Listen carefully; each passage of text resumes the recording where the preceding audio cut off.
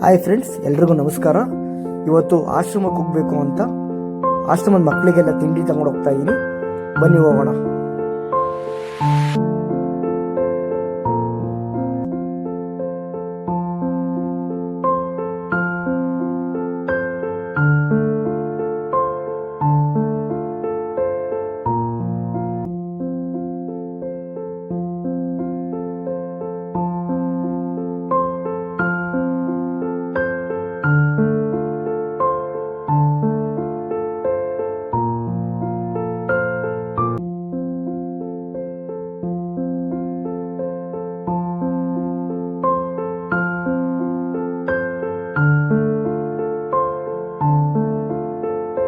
Thank you friends.